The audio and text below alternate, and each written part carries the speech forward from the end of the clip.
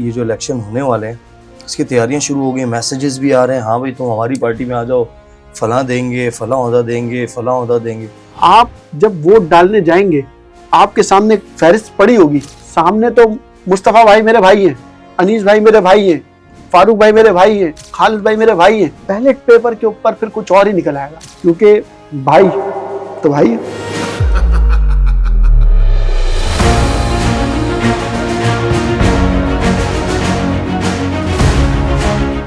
Intra party election के बिल्कुल नज़दीक आकर पीएसपी को डिसॉल्व किया गया है। 2023 के अंदर जब ये एमक्यूएम पाकिस्तान में ग्रुप शामिल हुआ, पीएसपी की तरफ से एक एप्लीकेशन फाइल की इलेक्शन कमीशन में और उनको कहा कि भाई हम ये पार्टी जो है वो डिसॉल्व कर रहे हैं। इलेक्शन कमीशन ने वो फैसला महफूज कर लिया, सुनाया नहीं। कौन लोग थे जिन्होंने फैसला रुकवा के रखा था और कौन लोग थे जिन्होंने वजारतें दिलवाई। आपके लिए अलग कानून है, मेरे लिए अलग कानून है। पीएसपी ग्रुप इस वक्त इलेक्शन की तैयारियां कर रहा है और दूसरा ग्रुप खामोश बैठा है। दूसरे ग्रुप में कौन है? फारूक सत्तार है, डॉक्टर खालिद मकबूल सिद्दीकी है और इसके साथ साथ कामरान खान टसूरी। खालिद मकबूल सिद्दीकी ग्रुप की जो खामोशी है उसको मैं अभी भी आपको कह रहा हूं कि हल्का ना लिया जाए, हल्का ना लिया जाए। एमक्यूएम कराची की आवाज़ हुआ करती थी, आज ये सूरत हाल आ गई है कि हम यहाँ बैठ के इंट्रा पार्टी इलेक्शन को डिस्कस कर रहे हैं। पोलियो ज़्यादा एमक्यूएम कैसे आवाज़ बन सकती है? ऐवानों में बैठे हुए सर, ऐवानों में बैठे हुए सर, सिर्फ बैठे हुए हैं, ये ऐवान में बैठे हैं और कहीं पे लेटे हुए ही है, तो जहां पर ये लेटे हुए हैं ना उनकी लाजमी सुननी है। एमक्यूएम के जो आम कारकुनान हैं क्या उनका दिल धड़कता है इनके लिए? लोग एमक्यूएम को मजबूर कौमी मूवमेंट क्यों बोलते हैं? कारकुन मजबूर है यार, इनके रहनुमा मजबूर थोड़ी है। माजी में एमक्यूएम के लिए कोई अल्फाज निकाल ले, बानी एमक्यूएम के दौर में मजाल नहीं थी यार।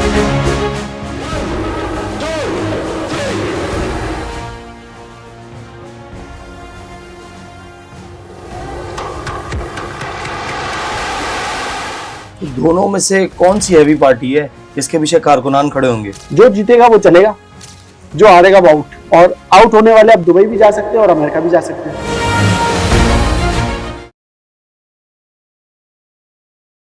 एमएम पॉडकास्ट के साथ मैं हूं फराज अहमद। नाज़रीन, आज हम बात करेंगे एमक्यूएम के इंट्रा पार्टी इलेक्शन के बारे में। कौन कौन से लोग इस पार्टी के अंदर अभी पार्टिसिपेट कर रहे हैं, कौन कन्वीनियर बनने जा रहा है और किस ग्रुप के अंदर कितने इख्तलाफात हैं। इस टॉपिक पर बात करने के लिए हमारे साथ मौजूद हैं सीनियर सहाफ़ी हैं जुनैद जावेद साहब। सर अस्सलाम वालेकुम। वालेकुम सलाम। सर बहुत बहुत शुक्रिया आपने टाइम दिया। सर पीएसपी सुना ख़त्म हो गई सर, आप बता रहे थे कि अभी तक ख़त्म नहीं हुई, लेकिन इस बार अब तो इलेक्शन कमीशन की जानिब से भी आ गया है कि हाँ भाई ख़त्म। मैंने आपको आप ही के पॉडकास्ट में पहले ही बता दिया था कि पीएसपी ग्रुप जो है वो ख़त्म होने जा रहा है और ये सिर्फ एक महज ग्रुप की शक्ल में एमक्यूएम पाकिस्तान में शमूलियत इख्तियार कर गया था और अब बाकायदा तौर पर इलेक्शन कमीशन ने भी इसका नोटिफिकेशन जारी कर दिया है, तो वाज़े हो गया है मैसेज लोगों के लिए कि आगे क्या होने जा रहा है। सवाल कानूनी तौर पे तो बहुत सारे उठते हैं और इन सवालात को जो माहिर कानून हैं वो बहुत अच्छे तरीके से बता सकते हैं। जहाँ तक मैं समझता हूँ कि एमक्यूएम के अंदर जो लोग शामिल हुए उन्होंने वजारतें हासिल की और उस वजारतों के मज़े लेते रहे।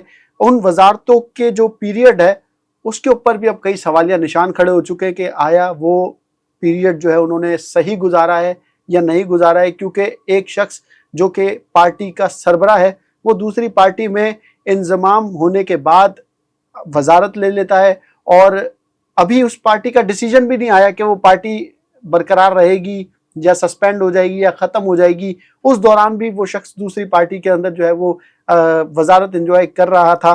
तो इसको बड़ा कानूनी तरीके से अब लोगों ने बात करना शुरू कर दी है।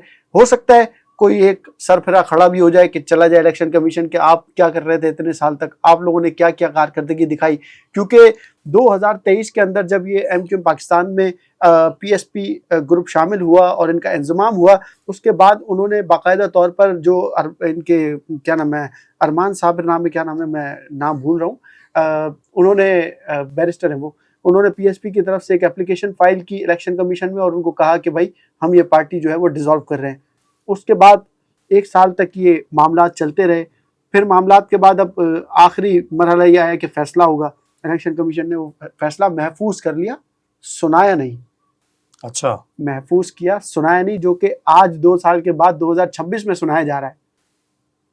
अब ये सवाल तो उठेंगे इलेक्शन कमीशन की कारकर्दगी पर भी, क्या यार 2 साल तक वो किसके मजे ले रहे थे, क्या कर रहे थे, कौन लोग थे जिन्होंने फैसला रुकवा के रखा था, और कौन लोग थे जिन्होंने वजारतें दिलवाई, वहां रजिस्टर्ड होने के बावजूद यहाँ वजारतें दिलवाई। तो ये कानून के साथ एक तरीके से लोग ये कह रहे हैं कि भाई खिलवाड़ हो रहा है, आपके लिए अलग कानून है, मेरे लिए अलग कानून है। खैर देखते हैं अब ये इंट्रा पार्टी इलेक्शन भी कैसे होते हैं, क्योंकि सर, मुझे ये क्या वजह बनी इंट्रा पार्टी इलेक्शन के बिल्कुल नजदीक आकर पीएसपी को डिसॉल्व किया गया है, उसका नोटिफिकेशन लाया गया। मैंने आप ही के प्रोग्राम में ये बात कही थी कि किसी जगह पर एक बड़ा प्लान बन रहा है जो कि मुस्तफा कमाल ग्रुप से जान छुड़वाने का प्लान है, आपको याद होगा। और मैंने ये भी बताया था कि कौन से बैरिस्टर इसके ऊपर काम कर रहे हैं, बाकायदा तौर पे मैंने आपको नाम भी बताया था कि वो बैरिस्टर जो है लगे हुए हैं कि किस तरीके से छुटकारा पाया जा सके। लेकिन अभी एक थोड़ा सा और सोचने के लिए उनको वक्त मिल गया है, क्योंकि अब जब अगर ये मामला सामने नहीं आते, इंट्रा पार्टी इलेक्शन का अनाउंसमेंट नहीं होता, तो ये तो मामला खटाई में पड़ जाना था। पीएसपी ग्रुप जो है वो वहां रजिस्टर्ड होती। अब मुस्तफा कमाल ने अपने बयान में खुद कहा कि मुझे मालूम नहीं था, मुझसे खबर छुपाई गई और फिर मुझे मीडिया के जरिए पता चला कि इंट्रा पार्टी इलेक्शन हो रहे हैं। अच्छा। इसी दौरान फिर इलेक्शन कमीशन को भी मजबूर लेटर होना जारी- पड़ा, मजबूर कराया गया या दरखास्तें दी गई, जो भी व्हाटएवर हुआ, उन्होंने भी फिर हतमी तौर पे वो फैसला सुना दिया जो उन्होंने 2023 के अंदर महफूज कर रखा था। अब ये मामला बड़ा कठिन हो गया है दोनों ग्रुपों के लिए कि वो किसको जो है वो सरबराह के रूप में देखेंगे। कारकुनान बड़े कश्मकश में है कि वो जाए तो जाए कहाँ, और दिल तो सबका किसके लिए धड़कता है ये तो आपको पता है उनके कारकुनों का। लेकिन अब मामला ये है कि अभी इंट्रा पार्टी इलेक्शन जो है ना, ये बड़े खतरनाक किस्म के होने वाले हैं। सर, तारीखी होंगे, तारीखी इलेक्शन होंगे। एक इलेक्शन हमने देखा 2016 के अंदर इंट्रा पार्टी इलेक्शन हुआ, उसमें सरबराह डॉक्टर फारूक सत्तार को बनाया गया। केएमसी ग्राउंड में पीआईबी कॉलोनी में ये इलेक्शन जो है वो मुनक्किद हुए। उसके बाद फिर एमक्यूएम पाकिस्तान में इख्तलाफात शुरू हुए। इख्तलाफात में फिर ये आपस में अलग हुए। खालिद मकबूल सिद्दीकी का एक ग्रुप अलग हो गया, फारूक सत्तार का अलग, और पीएसपी का ग्रुप आपके सामने था। इसके बाद फिर एक ग्रुप ने डॉक्टर खालिद मकबूल सिद्दीकी को एमक्यूएम का चेयरमैन बनाया, सरबराह बनाया। फारूक सत्तार अपने कन्वीनियर अलग थे तंजीम बहाली कमेटी के। उसके बाद फिर दोनों ग्रुप इस बात की कोशिशें तो कर रहे थे, कुछ ताजिर कुछ सरमायादार इन्वॉल्व थे एक दूसरे को मिलवाने के लिए, लेकिन फिर वो ताखीर होती चली गई। बिल आखिर वो जब कुफर टूटा तो ये दोनों ग्रुप आपस में मिले, और फिर 2023 में हमने ये भी देखा कि वो लोग जो एमक्यूएम को दफन करने 2016 में आए थे, उन्होंने अपनी खुद की जमात को जो है वो जमात दफन तो पता नहीं किया। क्या हाँ, क्या बहुत चीजें सारी थी। चीजें थी। तो ये वो अनीस एडवोकेट साहब का एक जुमला भी याद आ गया मुझे कि उन्होंने कहा था कि जो भी प्रोजेक्ट शुरू होता है वो 10 साल का होता है। तो पीएसपी प्रोजेक्ट भी 10 साल का था, जो खैर अब इख्तिताम पजीर पहुंचा। अब जंग चेयरमैन की सीट के ऊपर है। और बड़ी मजेदार बात यह है कि आइन और कानून में जो एमक्यूएम का आइन है उसके अंदर चेयरमैन की सीट है ही नहीं, तो लड़ किस लिए रहे। लोग तो ये भी कहते फिर रहे हैं कि एक शख्स ने शेरवानी शलवार रखी थी कि मैं चेयरमैन बनूंगा। अब वो शेरवानी मेरा ख्याल है कि किसी शादी की तकरीब में पहनने के काम उन्होंने कानून नहीं पढ़ा था।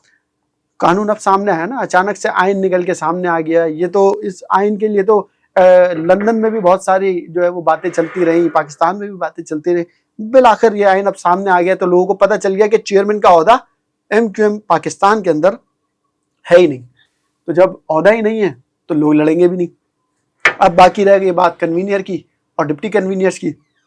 कारकुनों के ऊपर है कि कौन किसको चूज करता है। मुस्तफ़ा कमाल की शख्सियत लोगों के सामने है, फारूक सत्तार की शख्सियत लोगों के सामने है, खालिद मकबूल सिद्दीकी की शख्सियत लोगों के सामने है। सर, और मजबूत इसमें भी उम्मीदवार- कोई बैद नहीं है कि अचानक से गवर्नर के नाम की तरह कामरान खान टसौरी का नाम भी चेयरमैन के लिए सामने आ जाए, क्योंकि अवामी गवर्नर बन के लोगों को बड़ी तादाद में उन्होंने अपने साथ इंगेज तो कर लिया है। और सर, लोग अब चाहने भी गवर्नर से लगे। हटने के बाद तो आपने देखा ना, एक पुल के ऊपर एक लड़का भी लटक गया था कि मुझे मिलना है कामरान खान टसौरी से। अब हीरो इसको तो बन मोहब्बत कहें, दीवानापन कहें या कुछ भी कह लें आप, लेकिन उन्होंने अपने करीब ऑडियंस को बहुत खींच लिया है। तो बड़ी मजेदार बात तो मुझे यहाँ पे ये भी लगती है कि सिर्फ एक ग्रुप इस वक्त इलेक्शन की तैयारियां कर रहा है और दूसरा ग्रुप खामोश बैठा है। दूसरे ग्रुप में कौन है? फारूक सत्तार है, डॉक्टर खालिद मकबूल सिद्दीकी है और इसके साथ साथ कामरान खान टसूरी है। ये मेन ये ग्रुप कहा बिल्कुल जाता हाँ, है। ये बिल्कुल खामोश बैठा हुआ है। जबकि पीएसपी ग्रुप इस वक्त इलेक्शन की तैयारियां कर रहा है और इस बात का भी अंदेशा उन्होंने बता दिया है कि इलेक्शन में धांधली हो सकती है। अब देखिए खुद ही यार, तैयारियां कर रहे क्या हैं। हो रहा है यार, मतलब वो कहां से आते हैं ये लोग वाली सूरत हाल, जो मीम्स आती है ना, वो दिमाग में चलने लग जाती है कि पता नहीं क्या हो रहा है। सर मजबूत उम्मीदवार कौन है? मजबूत उम्मीदवार के तौर पर यह कहना कबल वक्त होगा कि कौन है, लेकिन दोनों ग्रुप तगड़े, दोनों ग्रुप एक दूसरे से भारी हैं। खालिद मकबूल सिद्दीकी ग्रुप की जो खामोशी है उसको मैं अभी भी आपको कह रहा हूं कि हल्का ना लिया जाए, हल्का ना लिया जाए, हल्का ना लिया जाए। कभी भी कोई एक बड़ा बम फट सकता है। और मैंने कहा ना कि कोई सरफरा उठ के चला जाए इलेक्शन कमीशन कि भाई मुस्तफा कमाल जो है वो वजीर बने बैठे हैं।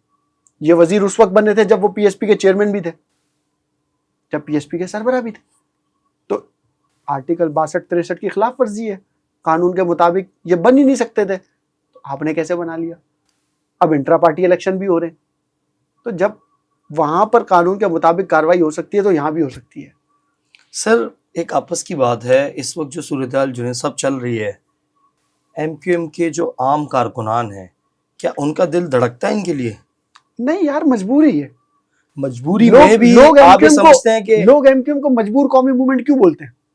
कारकुन मजबूर है यार, इनके रहनुमा मजबूर थोड़ी है, इनके कारकुन मजबूर हैं कि रहनुमा तो उनको सुना खुश विचारों है को सर। कहीं ना कहीं एडजस्ट होना है, नहीं तो फिर एक ग्रुप दूसरे के लड़के उठवाएगा और एक ग्रुप दूसरे के लड़के उठवाएगा।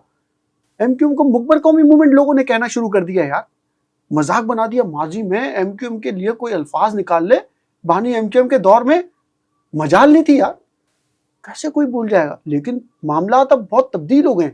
आप ये देखिएगा, ये इलेक्शन है ना, इस इलेक्शन के अंदर कई लोग, होता है ना, आप आम तौर पे आम इंतखाबात होते हैं, उसके अंदर भी जो MP MNA इलेक्शन लड़ते हैं, बैलेट पेपर के ऊपर लिखा हुआ नजर आ जाता है जी अल्ताफ। यहाँ पे भी तो बैलेट पेपर छपेगा।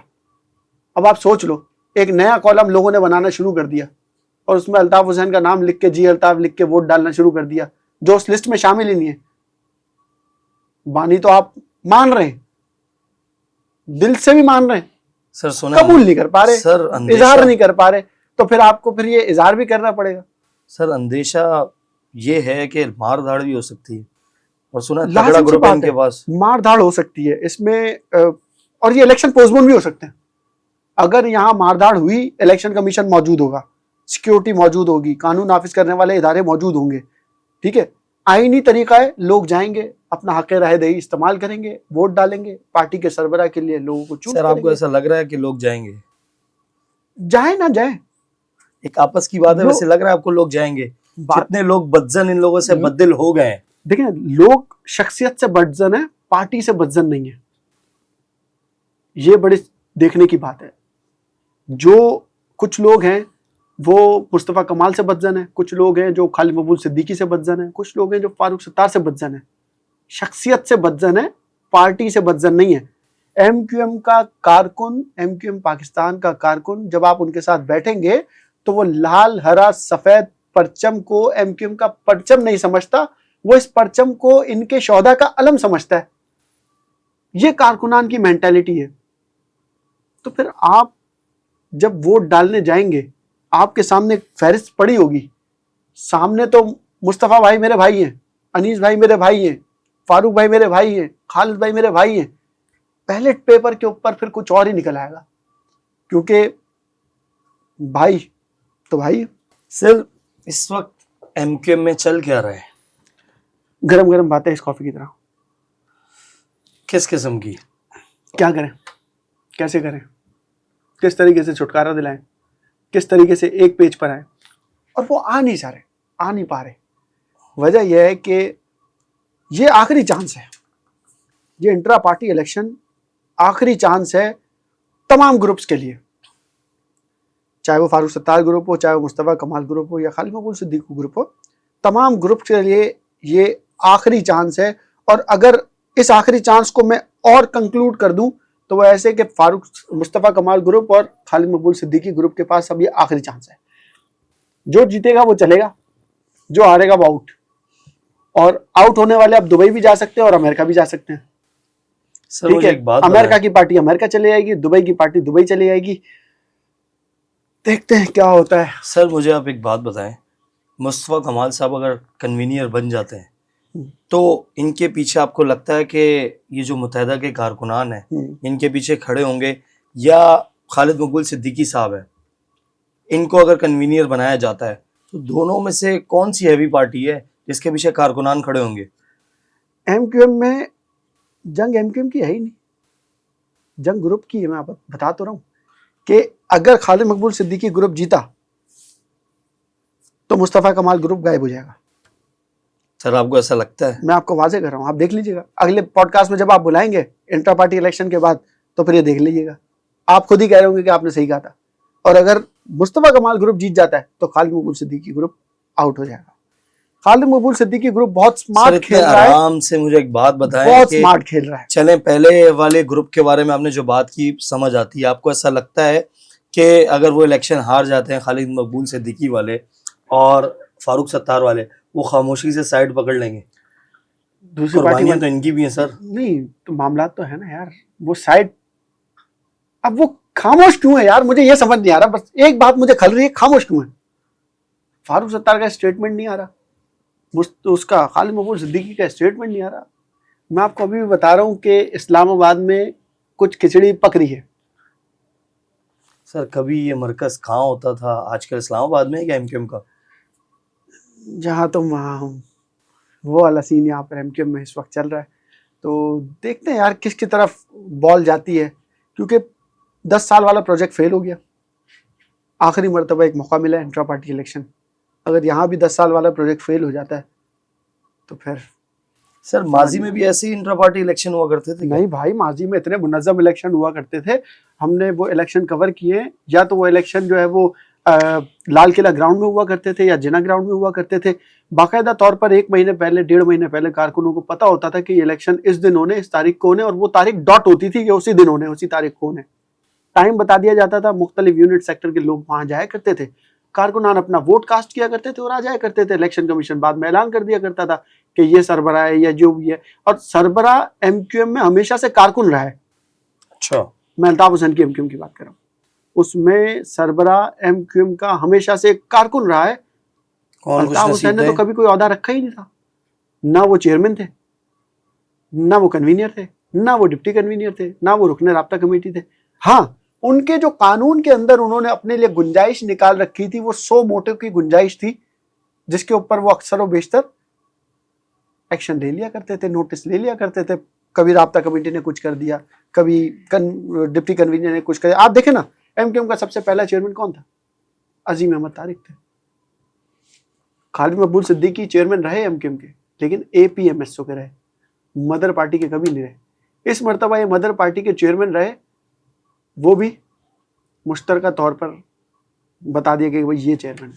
सुना ये है कि बड़ी तादाद में और बड़े तरीके से पार्टी ये जो इलेक्शन होने वाले हैं उसकी तैयारियां शुरू हो गई, मैसेजेस भी आ रहे हैं, हाँ भाई तुम हमारी पार्टी में आ जाओ, फलां देंगे, फलां ओहदा देंगे, फलां ओहदा देंगे। ये क्या मामला चल रहा है? पीएसपी ग्रुप के जो लोग हैं वो ये अमल कर रहे हैं, और मुख्तलिफ इनके जो व्हाट्सएप ग्रुप्स हैं उसमें ये मुहिम चलना शुरू हो चुकी है। मेरे पास भी किसी साहब का एक मैसेज आया, अननोन नंबर है वो, प्लस पता नहीं कौन कौन सा किसी अदर कंट्री का नंबर है। उस नंबर से मैसेज आया। सबसे पहले तो उन्होंने तंबीद मारना शुरू की मुखालफिन के लिए, खालिद मकबूल सिद्दीकी ग्रुप के लिए, फारूक सत्तार ग्रुप के लिए, और फिर नीचे आके लिख दिया कि अल्लाह के वास्ते वोट हमें दे दें। इस तरह के मैसेज मखसूस ग्रुप की तरफ से ही आ रहे हैं, जबकि दूसरा ग्रुप इस वक्त मुकम्मल तौर पर खामोश बैठा हुआ है। उसकी तरफ से कोई मैसेज हमें सामने देखने के लिए नहीं मिला, और ना ही उन्होंने कोई कॉर्नर मीटिंग शुरू की है। तो बड़ी मज़े का खेज़ बात तो एक हमें ये भी लगती है कि तंजीम के जो नज़्म व ज़ब्त है उसकी भी एक संगीन खिलाफ वर्जी देखने के लिए मिल रही है, क्योंकि जब भी माजी में कोई एक मैसेज मीडिया सेल के थ्रू एमक्यूएम से सर्कुलेट होता था तो वो चेयरमैन की, पार्टी के बानी की या कन्वीनियर एमक्यूएम की मर्ज़ी और इजाज़त के साथ होता था। लेकिन इस मरतबा जो मुस्तफ़ा कमाल के लिए जो टिकर्स जारी किए गए थे, और ये जो हमें पता भी नहीं था इलेक्शन के बारे में, और ये हमें मीडिया से खबर मिली, ये वाले जो कारकुनान तैयारी कर लें, इस हवाले से जो टिकर्स जारी हुए हैं, आप एमक्यूएम के जो ग्रुप है उसके अंदर आप देखें कि एक ग्रुप की जानिब से ही जारी हुए, बाकायदा तौर पर हमारे सोर्स ने ये कंफर्म किया है कि खालिद मकबूल सिद्दीकी को पता भी नहीं था कि ये कुछ होने वाला है। ठीक उसी प्रेस कॉन्फ्रेंस की तरह जो प्रेस कॉन्फ्रेंस जो मुस्तफ़ा कमाल ने की थी बानी एमक्यूएम के खिलाफ, मैंने आपको बताया था कि इस प्रेस कॉन्फ्रेंस के बारे में भी पता ही नहीं है। तो एमक्यूएम में जो जैसा दिल कर रहा है वैसे वो कर रहा है। इनकी आपसी लड़ाइयां खत्म हो गई लीडर हैं? को टीवी पे आना होता है वो अपना स्टेटमेंट मीडिया सेल के जरिए जारी कर देता है और जारी हो भी जाता है। कितने मीडिया सेल चल रहा है आजकल? मीडिया सेल तो एक ही चल रहा है, लोग अलग अलग बैठे हुए हैं, मनपसंद लोगों से जो है वो मैसेज फॉरवर्ड करवा दिए जाते हैं, फिर वो टीवी पे ऑन एयर होना शुरू हो जाते हैं, चलना टिकर्स की सूरत में, खबरों की सूरत में चलना शुरू हो जाते हैं, फिर बीपर भी होना शुरू हो जाते हैं। सर आपसी इख्तलाफात खत्म हो गए इनके?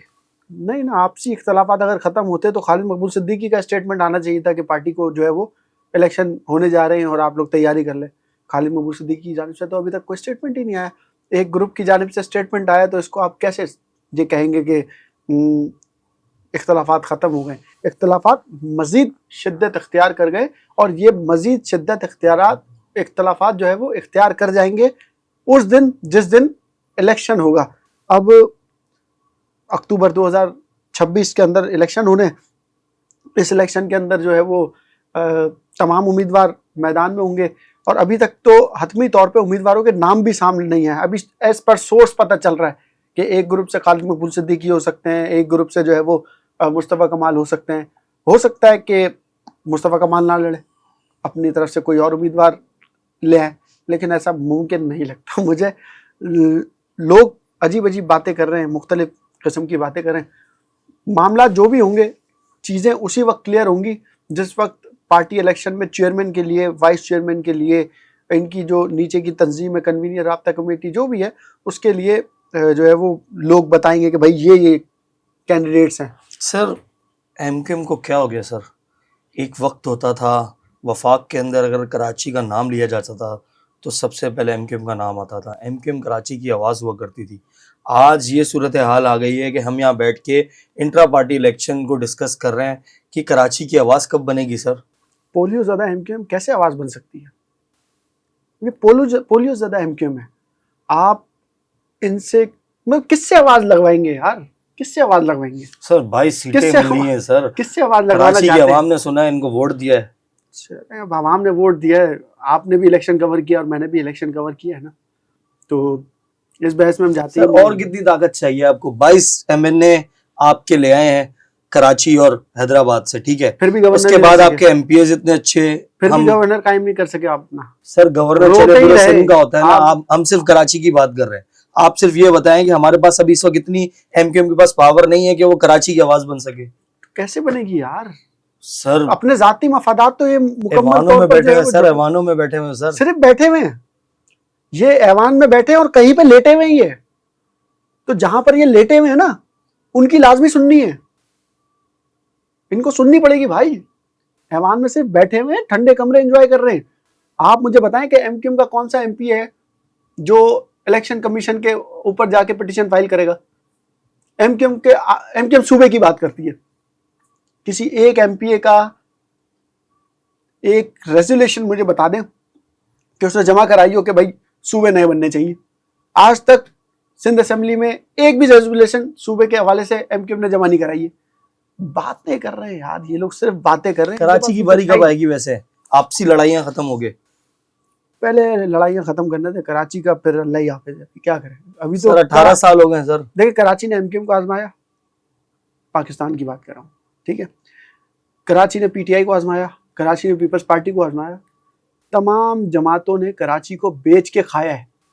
जो लोग जमीन पे से उठ के ऐवानों में पहुंचे हैं, वो लोग आज मर्सिडीज गाड़ी से नीचे नहीं उतरते। उनको रेड कारपेट चाहिए, तो भाई रोड कारपेट तो खराब हो गई। आप पहले रेड कारपेट हटाओ, रोड कारपेट पे चलो, आपको पता चलेगा गड़े कितने। कौन सा एमपी है जो अपने, आप एमक्यूएम की बात कर रहे हैं, इस वक्त आपका टॉपिक एमक्यूएम है। एमक्यूएम के तमाम एमपीएस मुख्तलिफ इलाकों के अंदर जो है वो पहले बैठे हुए नजर आते थे, यूनिट्स के ऊपर बैठे हुए नजर आते थे। एक नया फार्मूला इजाद कर दिया गया जब एमक्यूएम और पीएसपी का इंतजाम हुआ और इस दौरान चीज़ें चल रही थी। तो इससे पहले एक कनेक्ट के नाम से एप्लीकेशन का इजरा किया गया कि भाई जो भी इलाके के लोग हैं वो उनसे राब्ते में रहेंगे, जो अवामी नुमाइंदे हैं, MP हैं, उनको वहाँ पे कंप्लेंट मिल जाया करेगी और वहीं से वो कंप्लेंट हल किया करेंगे। इलाकों के अंदर कब जाएगा? इलाकों के अंदर इनकी मौजूदगी अब जीरो हो चुकी है। चंद एक दो MP MNA जिनको मैं जानता हूँ वो बेचारे देख रहे होते हैं, रोड के ऊपर काम कराते हुए भी चल रहे होते हैं। MNA को फंड मिला हुआ है। कराची के अंदर, पूरे कराची के अंदर, मैं MQM की बात कर रहा हूँ, जितने भी MNA हैं उन सब में, इन सब MNA के अंदर सबसे बेहतरीन काम इस वक्त जो मुझे होता हुआ और जो शख्स करता हुआ दिखाई दे रहा है वो डॉक्टर अरशद हो रहा है, जिसके इलाके के अंदर रोड कारपेटिंग भी हम देख रहे हैं कि MNA फंड से हो रही है, सेवरेज लाइनें भी डल रही हैं, पेवर ब्लॉक भी लग रहे हैं। और भी तो MNA है ना। अगर ये सारे MNA मिल के अपने अपने इलाकों में खर्चा कर लें तो लोग मेयर कराची को कोसेंगे कि भाई आपको मेयर क्यों बनाया हमने। सर अपोजिशन अगर अच्छे तरीके से निभाई गई होती तो आपको लगता है कि MNA को फंड लगाने की जरूरत पड़ती कराची को? फ्रेंडली ऑपोजिशन है ना। ऑपोजिशन आप क्यों कह रहे हैं इसको? जब फ्रेंडली ऑपोजिशन होगी तो उसमें तो यही होता है। हाँ, सर उल्टा टफ टाइम जमात इस्लामी दे रही है, मेयर साहब की जिंदगी हराम की भी सर। यार जमात इस्लामी भी एक बहुत बड़ा जो है ना मामला है इनका। सर कहते जो कुछ भी है, है, लेकिन करते कुछ है, बस ये चीखना है अवान के अंदर आके कि हमने ये किया वो किया, पंफलेट उठाया, प्ले कार्ड उठाया, मेयर के खिलाफ नारे लगाए, जिंदाबाद सर मुर्दाबाद इतना ये भी तो कर सकते हैं अरे सर। भाई यार ये थोड़ी हो सकता सर है। मेयर के खिलाफ आपने अदम एतमाद लानी है ना। जिस दिन से मेयर इलेक्ट हुए उस दिन से लेकर आज तक आप सिर्फ ऐलान ही कर रहे हैं कि अदम एतमाद ला रहे हैं, अदम एतमाद ला रहे हैं। कब ला रहे हैं भाई? हाफिज साहब कराची से इलेक्ट हो गए, अभी तक उन्होंने हल्फ नहीं लिया। हाफिज साहब UC चेयरमैन कराची से बन गए, जाके KMC के ऐवान में बैठ गए हाफिज साहब, आज तक अपनी UC में नहीं गए, लाहौर में पड़े हुए। ऐवान में आते हैं? वैसे नहीं आते, लाहौर में होते हूँ, कराची में थोड़ी होते हूँ। अमीर जमात इस्लामी पाकिस्तान है, वो मंसूरा में होते हैं। सर उनको नहीं पता था शायद ये ओहदा भी मिल जाएगा उन्हें, यार वरना वो लड़ते ही नहीं चेयरमैन का इलेक्शन। ये सिर्फ और सिर्फ ये सारी जमातें मिलके जो है ना आवाम को पागल बना रही है और कुछ भी नहीं है। जिस वक्त तक फराज जमीन के ऊपर आके खड़ा नहीं होगा, ओन नहीं करेगा कि मेरा शहर है, जुनेद खड़ा होकर ओन नहीं करेगा मेरा शहर है, साजिद, मुर्तजा, ये गली के जो मोहल्ले के लड़के हैं, पढ़े लिखे लड़के, वो आके ओन नहीं करेंगे ना, पर्सनल कैपेसिटी में ओन करें, लेकिन ओन करेंगे भाई ये मेरा है। ये गटर गड़कर नहीं लगा हुआ ना तो मैं मेयर के पास चला जाऊं, सर मैं अगले वहां दिन बैठा जेल में रहूं, होंगे। मैं लड़ाई झगड़े कर लूं कि भाई ये गटर गड़कर लगाओ, कौन लगाएगा यार? सर अगले दिन जेल में होंगे सर। ठीक है यार, फिर जब ऐसे ये सोच के अगर हमने घर में बैठना तो फिर बैठ जाते हैं, क्या करें फिर? तो इसके बाद तो फिर है ही नहीं ना। फिर जो लोग खा रहे हैं, लूट के खा रहे हैं, जो लोग कराची को पेरिस बोल रहे हैं, जो लोग कराची को जन्नतुल फिरदौस का टुकड़ा बोल रहे हैं, तो फिर वो सही है, वो फिर यही कर सकते सर ये कौन सा थोड़ा सा लो कॉपी है पेरिस की कराची?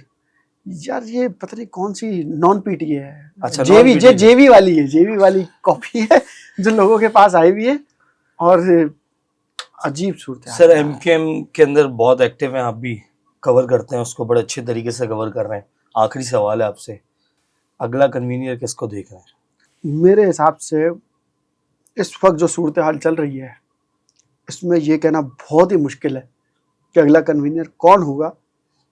एक खाका मेरे दिमाग में कुछ समझ आता है कि मे बी पॉसिबल कि खालिद मकबूल सिद्दीकी जो है वो कन्वीनियर हो जाए, क्योंकि खालिद मकबूल सिद्दीकी के कन्वीनियर होने से सबसे बड़ा फ़ायदा जो पहुंचेगा वो फारूक सत्तार को भी पहुंचेगा और कामरान खान टेसोरी को भी पहुंचेगा। क्योंकि अगर कामरान खान टेसोरी डिप्टी कन्वीनियर बन जाते हैं और फारूक सत्तार डिप्टी कन्वीनियर बन जाते हैं और खालिद मकबूल सिद्दीकी कन्वीनियर बन जाते हैं तो मामला चलाने में इधर के उधर के ऊपर के नीचे के वो कामरान टेसोरी अच्छे से हैंडल कर लेंगे।